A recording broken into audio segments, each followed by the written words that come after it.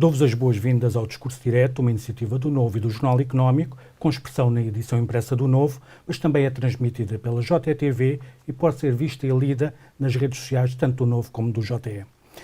Temos connosco Joaquim Miranda Sarmento, economista, presidente do Grupo Parlamentar do PSD. Estamos na véspera de uma série de debates parlamentares sobre temas de fundo, incluindo a proposta social-democrata de reforma fiscal. E é disso que vamos falar nesta entrevista, mas também do momento político e das perspectivas de futuro. Joaquim Miranda Sarmento, obrigado por ter aceitado o nosso convite. Bem-vindo. Começamos pelos projetos. O PSD vai debater na próxima semana o seu projeto de reforma fiscal. O PS não esvaziou de alguma forma o argumentário do esbulho fiscal ao apresentar também propostas e ao calendarizar para daqui a um mês, para o debate do orçamento para 2024. As propostas sobre as alterações fiscais não ficaram mais limitadas nas vossas propostas por causa disso? De maneira nenhuma. Repare que o Partido Socialista comete dois erros com aquilo que faz. Primeiro, e aquilo que o Partido Socialista já veio anunciar nos últimos dias, nomeadamente o Primeiro-Ministro na Academia Socialista, não é mais do que uma tentativa, até de certa maneira pífia, de responder àquilo que é a proposta do PSD. Mas esses dois erros é que, primeiro, o Partido Socialista não tem uma medida estrutural para o sistema fiscal.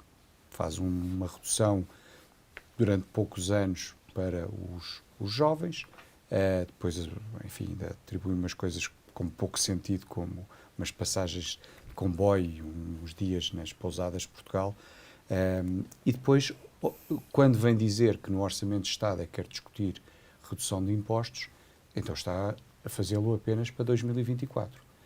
E a nossa proposta é clara, nós queremos reduzir impostos já em 2023. E porquê? E é muito importante que as pessoas percebam isto. O Estado está a arrecadar cada vez mais dinheiro dos impostos dos portugueses. Em 2022, em contas nacionais, que aquilo depois conta para o déficit e para a dívida, o Estado arrecadou, face a 2021, mais 9 mil milhões de euros. E face àquilo que estava no Orçamento de Estado para 22, que foi entregue em abril de 22, dado o período eleitoral, são mais 5,5 mil milhões de euros de impostos do que aquilo que o Governo tinha previsto, do que aquilo que o Governo tinha dito à Assembleia e ao país que precisava de arrecadar. Como é que estamos este ano? Se olharmos para a receita fiscal e contributiva, ela já aumentou até julho, portanto, nos primeiros 7 meses, aumentou 4,5 mil milhões de euros. O Governo tinha previsto para a totalidade do ano, portanto ainda faltam 5 meses, 2,3 mil milhões de euros. Portanto, nós já vamos com 2,2 mil milhões de euros, já vamos com o dobro de aumento da receita fiscal e contributiva do que aquilo que o Governo tinha previsto para o ano todo. E ainda falta o crescimento da receita nos 5 meses até ao final do ano. Se olharmos só para a receita fiscal, o Governo tinha previsto um aumento em 23 de cerca de 900 milhões de euros, já vai em 2,8 mil milhões de euros. Portanto, já vai em quase 2 mil milhões de euros a mais de impostos. Se olharmos só para o IRS, o Governo praticamente não tinha previsto aumento de receita de IRS, apesar de não ter atualizado os escalões à taxa de inflação. E neste momento, até julho, a receita de IRS já cresceu quase 900 milhões de euros. Ora, o PSD, ao propor uma descida do IRS já para 2023 de 1,2 mil milhões de euros, o que está a dizer é que vai devolver metade, ou até menos metade, daquilo que é a receita fiscal, já nem vou à contributiva, daquilo que é a receita fiscal que o Governo até ao final do ano, nestes 7 meses já passaram e os 5 faltam, vai arrecadar acima daquilo que o Governo disse no Orçamento de Estado que precisava para executar as funções do Estado.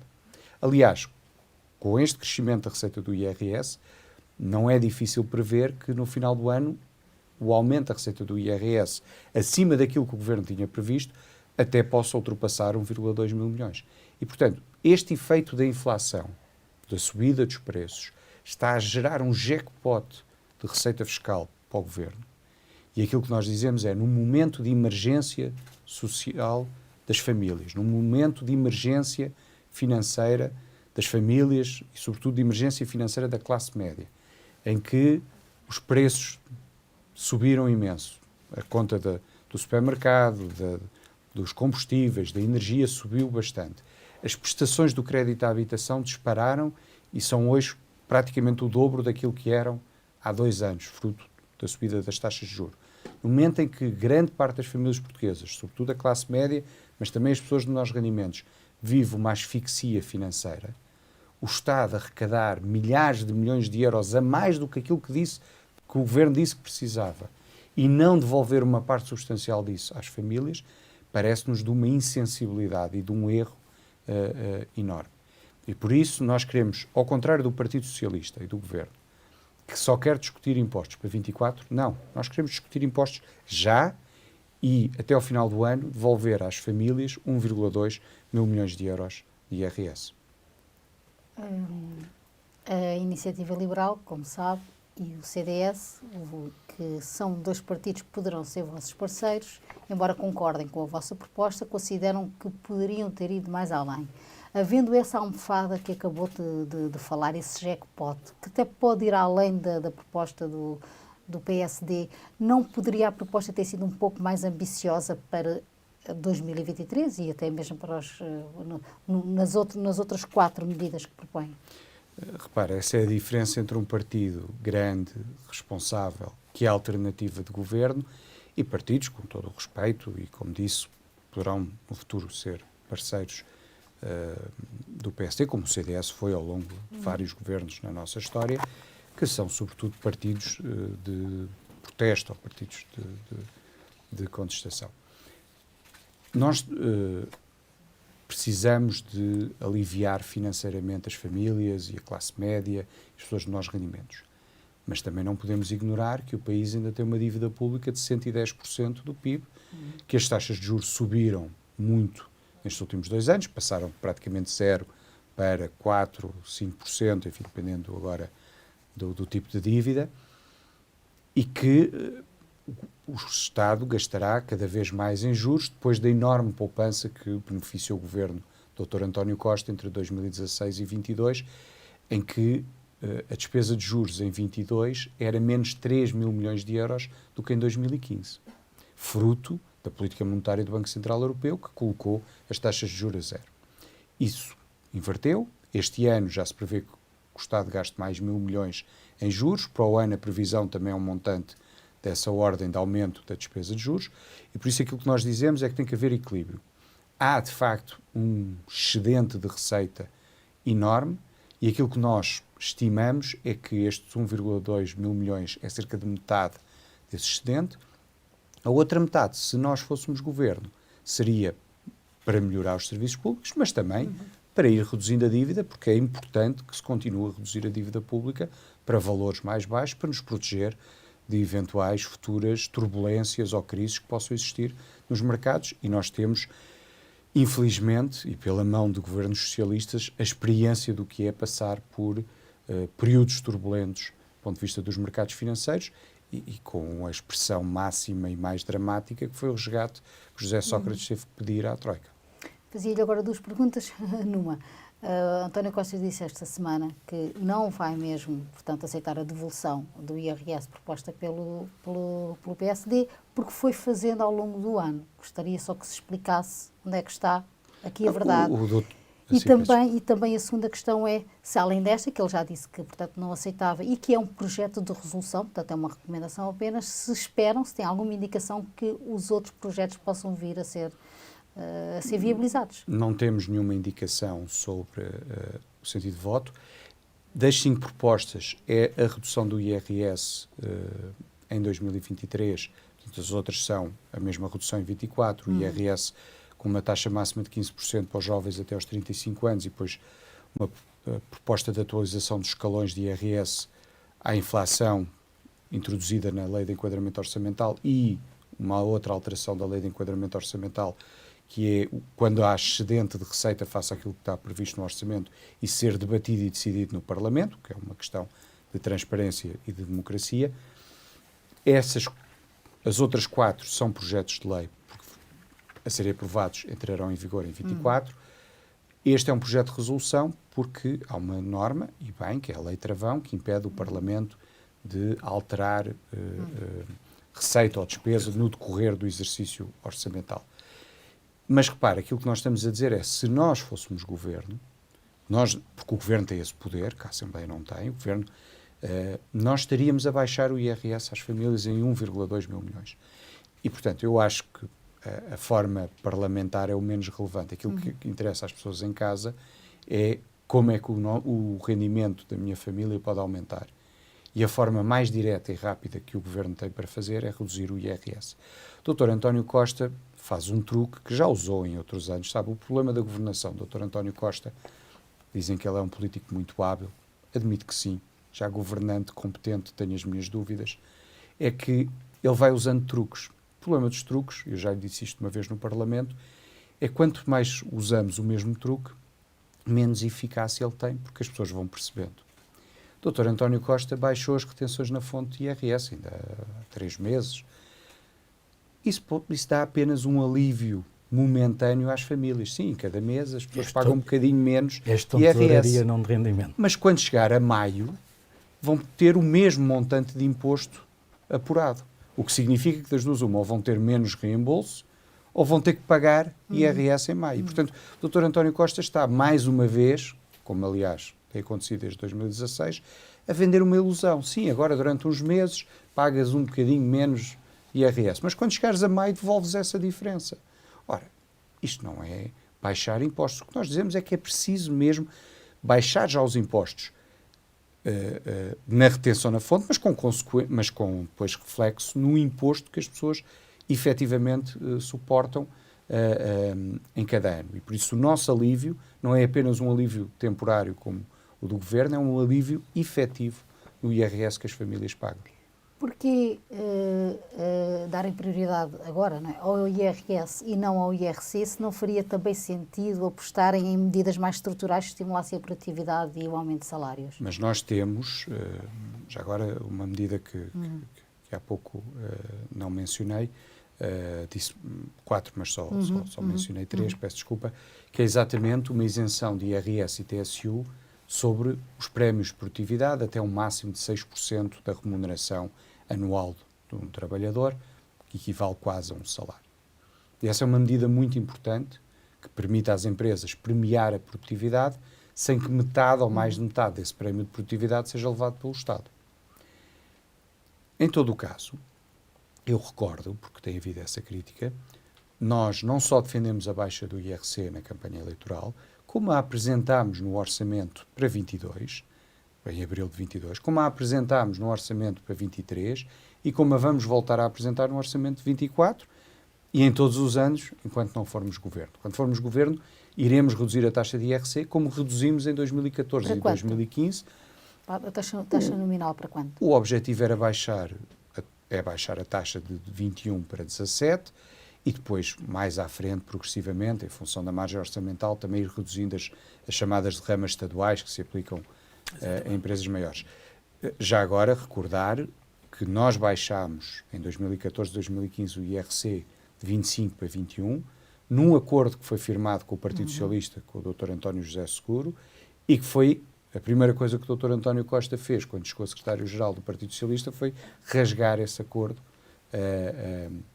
e reverter várias das medidas, porque não é apenas a taxa que importa, porque a decisão de investimento é feita sobre a taxa efetiva e, sobretudo, perdoa-me o jargão um bocadinho mais técnico, sobre a taxa efetiva marginal. Exatamente. E para isso conta a taxa nominal, obviamente, quanto mais alta ela é, à partida mais alta é a taxa efetiva, mas contam outras coisas como o período de reporte de prejuízos, o tipo de benefícios fiscais, por exemplo, o regime de não tributação de uma parte dos rendimentos das patentes e das licenças, tudo coisas que foram feitas em 2014.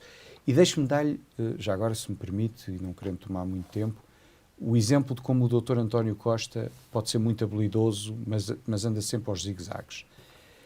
Na reforma do IRC de 2014, o período de reporte de prejuízos foi alargado de 5 para 12 anos.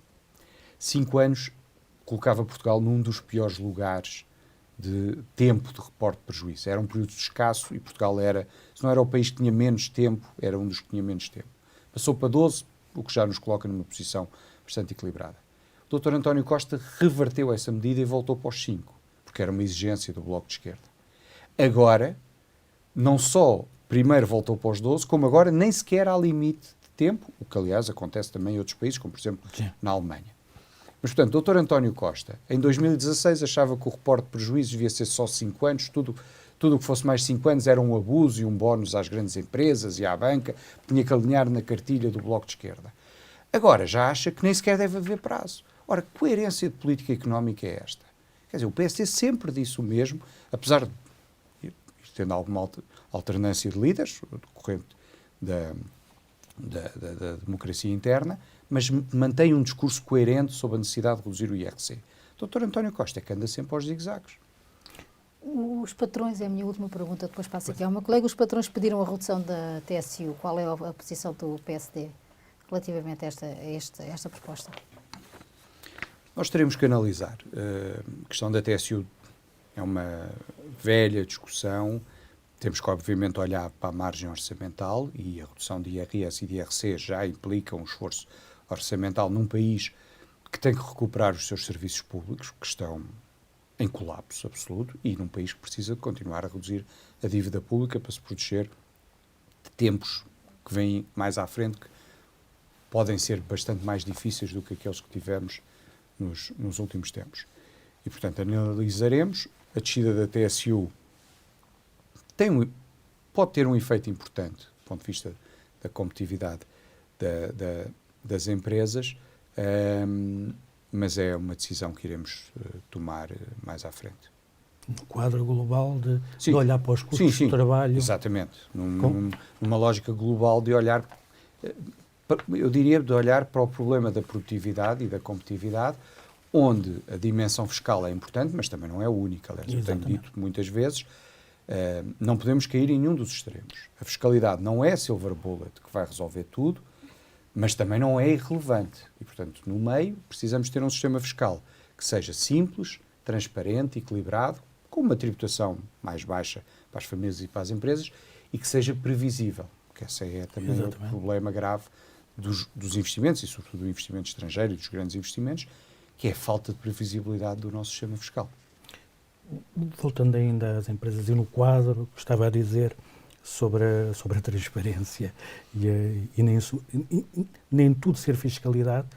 Nós temos assistido nos últimos anos à multiplicação das famosas taxas e taxinhas e a pré-fiscalidade tem estado a ganhar espaço.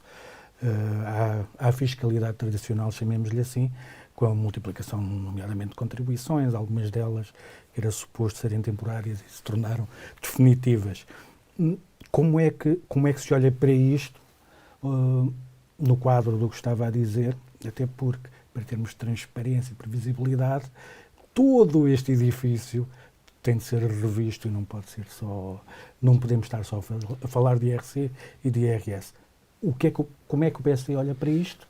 O que é que podemos esperar de propostas? Nós, quando o Dr. Luís Montenegro anunciou estas 5 medidas, a meio de agosto, nós apresentámos um documento enquadrador de estratégia para a nossa política fiscal. Não é ainda uma reforma fiscal, mas é o documento que nos permite mostrar qual é o caminho que nós queremos seguir.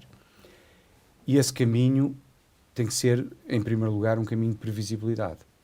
E por isso é que o acordo de 2014 do IRC era muito importante, porque era feito entre os dois partidos que governam o país, de forma alternada, e, portanto, pressupunha aos investidores, quando ele foi assinado, este país vai ter previsibilidade fiscal por um período relativamente longo. E por isso é que hoje o Dr. Luís Montenegro, a propósito da taxa máxima de 15% para os jovens até aos 35 anos, para garantir que um jovem que tem hoje 22 ou 23 e que poderá beneficiar durante 10 ou 12 anos desse regime, e isso sim é uma mudança estrutural que permite a um jovem equacionar ficar em Portugal depois de ter acabado o seu curso ou ter que emigrar, e não ter o receio de que fico porque tenho aqui um desconto, que é o que o Dr. António Costa propõe, um desconto que pode durar 2 ou 3 anos e depois não sei o que é que acontece. O Dr. Luís Montenegro veio dizer nós estamos disponíveis para um pacto de regime com o Partido Socialista nesta matéria, como em outras matérias fiscais, que diga às pessoas e às empresas, nos próximos 10, 15 anos, o enquadramento fiscal é este. E isso, depois, permite às pessoas tomar as suas decisões. Porque ninguém toma decisões, e esse é o erro do Dr. António Costa, que talvez não tendo formação económica, talvez não compreenda isto. As pessoas tomam decisões com base nas suas expectativas racionais e com base naquilo que é a sua noção do que pode vir a ser o seu rendimento intertemporal. O que é que isto quer dizer? Ninguém toma decisões porque vai ter um aumento este ano ou próximo. Decisões desta magnitude. Sim. Acabei a minha licenciatura ou o meu mestrado, vou trabalhar em Portugal ou vou emigrar para outro país europeu ou outro país de outro continente. Faz-se numa lógica de longo prazo. Se eu ficar em Portugal, quais são as minhas perspectivas durante 15 ou 20 anos e que rendimento é que eu vou ter disponível durante esse período? Não é só o primeiro ano. Porque se perguntar a um jovem de 22 anos, no primeiro ano tens um salário de 5.000 euros, mas depois nos 19 anos seguintes tens um salário de 500, nenhum jovem vai querer ficar. Eu estou a dar um exemplo extremo, mas para que se perceba. Portanto, não vale a pena olharmos para descontos e para medidas de curto prazo. Temos é que ter uma visão estrutural de como é que podemos reter o talento que está a ser gerado nas universidades e que está aí para fora, e eu vejo, continuo a dar aulas, apesar desta função, e vejo os nossos melhores alunos cada vez mais a irem para fora, e como é que podemos atrair talento de fora, quer o que saiu nos últimos anos, quer mesmo talento estrangeiro. O Dr. António Costa também faz outro truque, que diz, mas o saldo migratório tem melhorado. Sim. Mas o problema é que, e vamos ver a decomposição desse saldo migratório, nós estamos a exportar jovens licenciados ou com mestrado altamente qualificados e estamos a importar mão de obra para setores de baixa produtividade e de mão de obra intensiva.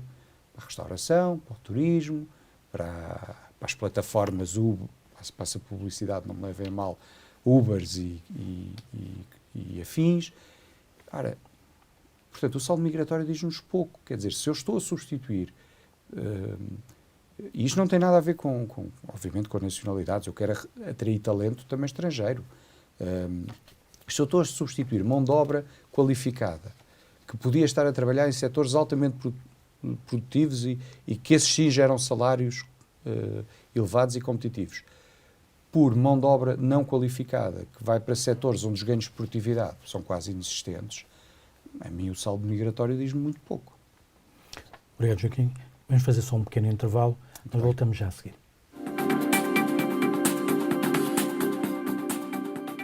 Estamos de volta à entrevista com Joaquim Miranda Sarmento.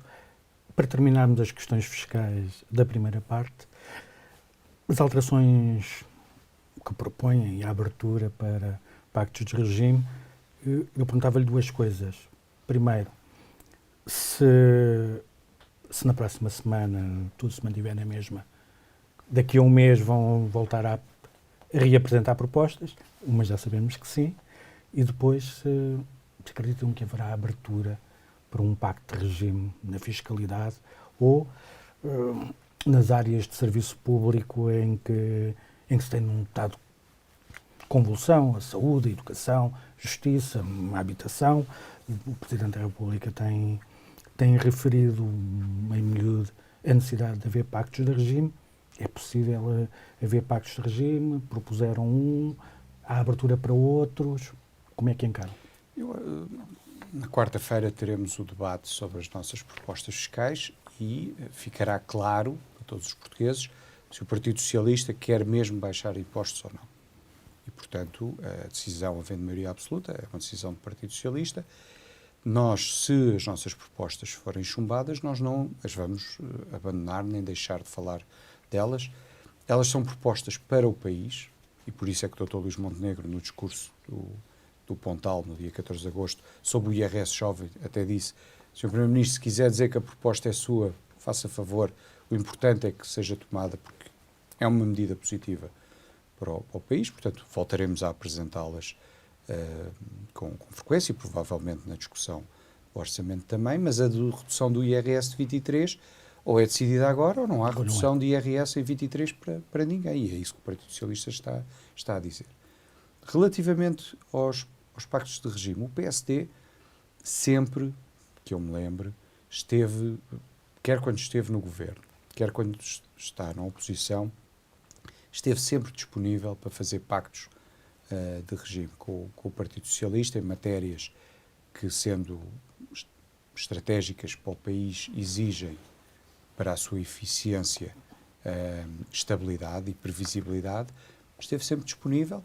Quem nunca esteve disponível quando o PSD é governo, e mesmo quando não é, o Partido Socialista, para que o Partido Socialista ainda não tinha maioria absoluta, desenhou um PRR cuja vigência vai até 2026, o que significa que na altura em que foi desenhado, portanto, entre meados de 2020 e meados de 2021, ultrapassava aquilo que era a previsibilidade da legislatura, que terminaria agora, estaria a terminar agora, se não tivesse havido eleições antecipadas, e nunca dialogou com o PSD, uma única vez. E o PSD, estou à vontade porque eu era Presidente do Conselho Estratégico Nacional e, portanto, coordenei esse trabalho, o PSD apresentou um documento que chamou o Programa Estratégico dos Fundos Europeus, com umas 140 páginas, portanto, um documento detalhado, onde dissemos onde é que nós alocaríamos, em termos setoriais e de prioridades, não só as verbas do PRR, como as verbas do Portugal 2030, obviamente respeitando aquilo que são as regras europeias de alocação. Dissemos quais eram as nossas prioridades, quais era a alocação, e, portanto, quando o partido da oposição faz este trabalho, que envolve centenas de pessoas, entrega este trabalho ao país e também ao governo, e um governo, independentemente de ter maioria absoluta ou não, que decide um programa que na altura extravasava as suas funções do ponto de vista do tempo da legislatura. Sim. Mas mesmo que não extravasasse um programa que o Primeiro-Ministro durante muito tempo chamou de bazuca, há muito tempo não lhe ouço essa expressão, e no último debate eu usei-a para ver se ele a recuperava, mas não, porque o PRR está a ser uma profunda desilusão. O Primeiro-Ministro que não dialoga com o principal partido da oposição neste instrumento vital do país, é um Primeiro-Ministro que não tem vontade de fazer nenhuma mudança estrutural. É um Primeiro-Ministro que se limita a gerir o dia-a-dia, a ser habilidoso, a tapar buracos, a resolver os problemas que tem dentro do governo, sempre que há uma crítica, a aparecer com 2 ou 3 adesivos para tentar mitigar um bocadinho essa crítica, mas é um Primeiro-Ministro que não tem uma visão estratégica. E repare, e amanhã, peço desculpa, na sexta-feira, isto só vai ser transmitido depois, mas na sexta-feira o professor Cavaco Silva tem a apresentação do seu último livro. Foram 10 anos de governo. O Dr. António Costa, se governar até 2026, até terá um bocadinho mais de tempo. E todos conseguimos aqui elencar várias reformas estruturais que o professor Cavaco Silva fez. Depois podemos discutir se umas foram melhores, se outras foram piores, mas várias. Eu desafio quem quer que seja a dizer uma reforma estrutural que o Dr. António Costa tenha feito. Eu não lhe conheço. E por isso vamos passar uma década, que é uma década, se o governo chegar até 2026, uma década absolutamente perdida. O PSD vai abster-se, já o comunicou, na moção de censura do Chega. Gostava que me explicasse aos portugueses o porquê da abstenção, que é criticada por alguns setores do partido, como sabe, e criticada porque lhes cria algumas dúvidas. Essa abstenção não mantém uma relação dúbia com o Chega? Não, repare, nós não votaríamos contra, porque isso seria dizer que estaríamos a suportar o governo, isso é a função do Partido Socialista. Mas repare, esta moção de censura é uma irrelevância. Aliás, note, esta moção de censura foi anunciada em janeiro. Ora, se foi anunciada em janeiro para setembro. Ora, uma coisa é dizermos, há uma situação muito grave no país e por isso vamos apresentar uma moção de censura. A situação justifica. E vamos apresentá-la na próxima semana.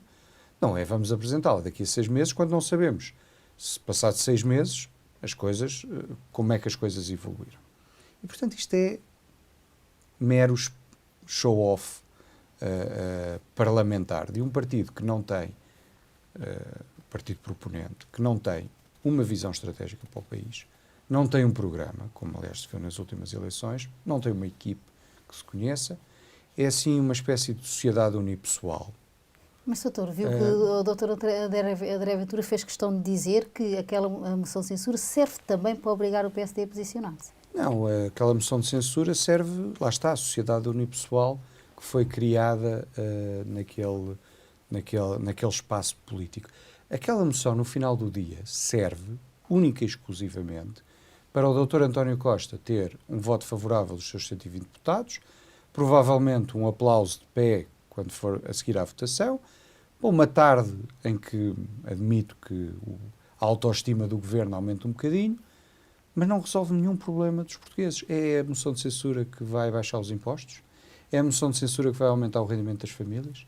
É a moção de censura que vai fazer com que os portugueses paguem menos prestação de crédito à habitação ou que os ajude a pagar as contas que têm no dia-a-dia? É a moção de censura que vai reter jovens de emigrar, que vai resolver os problemas da habitação? No dia a seguir, sim, há um debate importante para os portugueses, que é o nosso debate de redução dos impostos. O resto, sinceramente, é fé-de-ver político. A Iniciativa Liberal tem desafiado sucessivamente o PSD para se juntar ao partido para pedir a fiscalização sucessiva do Mais Habitação. É uma hipótese? Repare, a questão da habitação... Mais uma vez, nós estamos à vontade, porque nós em fevereiro apresentámos um pacote para a habitação com mais de 40 medidas, programa estruturado, que, ao contrário do programa do governo, que, embora várias coisas ainda nem entraram em vigor e já estão a provocar um dano enorme, quer no mercado da construção, quer no mercado de arrendamento. A questão da habitação é uma questão de escolhas políticas, não é uma questão jurídica. Portanto, levar o tema para a discussão jurídica é fazer um favor ao Partido Socialista. O que nós temos que discutir é que soluções e que resultados das políticas do governo é que temos. E ao fim de 8 anos, ao fim de não sei quantos estudos e PowerPoints e reflexões e grupos de trabalho, houve tudo. Aliás, já disse isto ao Primeiro-Ministro uma vez num debate. Os senhores fizeram imenso na habitação. Não fizeram foi casas. Mas de resto, estudos e propostas e projetos, muitos. Casas, é que poucas. E por isso, nós, e até ainda voltando à moção de censura, nós não somos o partido das moções, nem o partido dos expedientes, nem o partido do espetáculo, somos o partido das soluções. E é aí que nos posicionamos. Concorda então com o Presidente da República, a questão da Mais Habitação não é uma questão constitucional? Eu sou economista, portanto não vou ao sapateiro além da chinela, portanto longe de mim pronunciar sobre questões de constitucionalidade. Sim, mas reúne no partido, não é? Sim, tenho ouvido vários constitucionalistas que não têm levantado grandes questões de constitucionalidade, mas mais uma vez, o debate aqui não é jurídico, o debate aqui é político e técnico. Que escolhas queremos fazer e que escolhas são eficientes para mitigar os problemas da habitação, quer de compra, quer de arrendamento, que infelizmente milhões de portugueses sentem, seja aqueles que querem comprar casa ou arrendá-la, seja aqueles que já tendo comprado casa estão cada vez mais asfixiados com o crédito à habitação, seja aqueles que veem as rendas aumentar todos os anos. Disse recentemente que o PSD é um partido, e de facto há muitos anos, é um partido de alternativa, não? Existe sempre uma alternativa, e que é um partido de equipe e de quadros. Mas é uma das críticas que tem sido feita a esta liderança, a outras também, mas agora nomeadamente a esta, que é ainda não ter aparecido com os tais quadros ou personalidades da sociedade civil que possam ser vistos como ministeriáveis. Ainda é cedo para dar esse passo? Eu não sei o que é ser visto como ministeriável. Eu sei que o Dr. Luís Montenegro, na sua equipe, que chamamos Comissão Permanente, do ponto de vista dos estatutos do PSD, tem Paulo Rangel, Miguel Pinto Luz, António Leitão Amaro, Margarida Balseiro Lopes. Eu falava de pessoas da sociedade civil. Sim, mas isto para dizer que tem o melhor que o partido tem. E tem no Conselho Estratégico Nacional, tal como já na anterior liderança, pessoas de elevadíssima craveira e pessoas que estão a dar grandes contributos do ponto de vista do programa. A minha questão é, não na sombra, não deviam surgir ao lado do líder? Mas têm surgido, as pessoas que estão no Conselho Estratégico Nacional é pública, só a participação. Aliás, se for ao site do PSD, encontra lá o currículo, o nome e o currículo de cada uma delas. Repare, nós também temos que, é óbvio que há nomes consagrados, podíamos dizer aqui dezenas de nomes consagrados, pessoas que já foram governantes, muitos deles excelentes governantes, que recordamos com mérito, mas nós também temos que fazer uma mudança geracional e trazer novas caras que no início não vão ser, ainda não são muito conhecidas. O professor Cavaco Silva fez isso em 85, no seu primeiro governo, trouxe um conjunto de pessoas que o país ainda pouco conhecia, mas que eram quadros de grande valor. Estou a pensar Fernando Nogueira, Durão Barroso, Miguel Cadilho, não eram propriamente muito conhecidos do grande público e que se revelaram governantes de primeira linha. E, portanto, é essa renovação que tem que ser feita a cada momento e que é feita quando se está na oposição. Como sabe, eu vou-lhe fazer esta pergunta que até me custa um pouco, mas como sabe, algumas pessoas, muitas, reconhecem elevada capacidade técnica, elevadíssima Muito até, obrigado.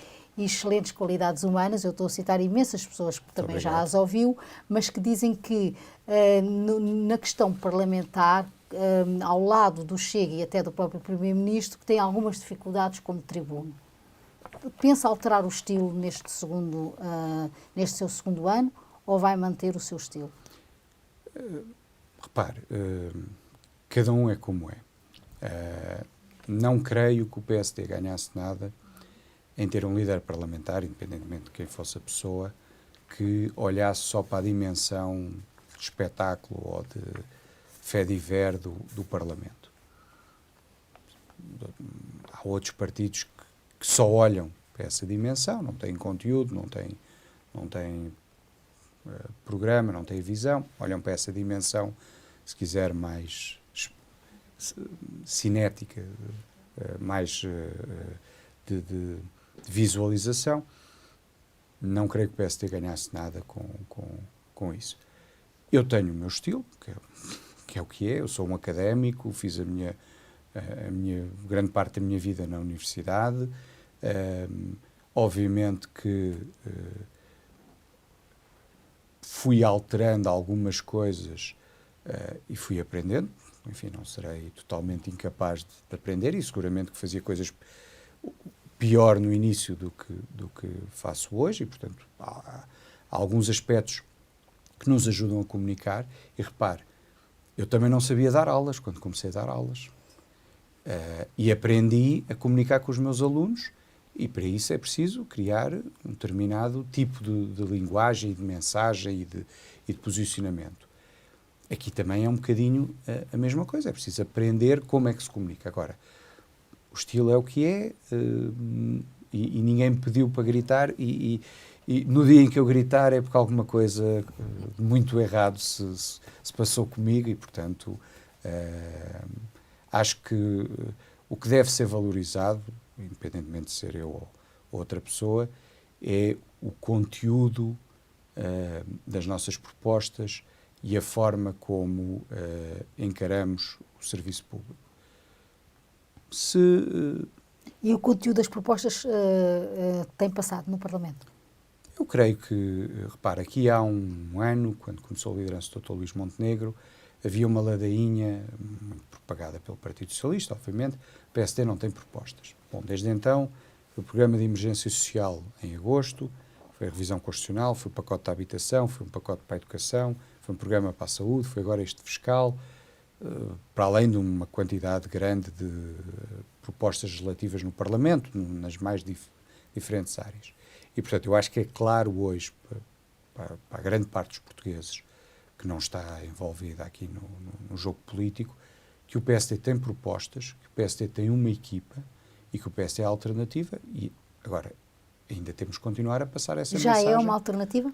O PSD é sempre uma alternativa. A democracia, aí eu peço desculpa, mas a democracia só funciona, e eu acho que a democracia em Portugal sempre funcionou de 76 para cá, depois da aprovação da Constituição, a democracia só funciona havendo alternativas.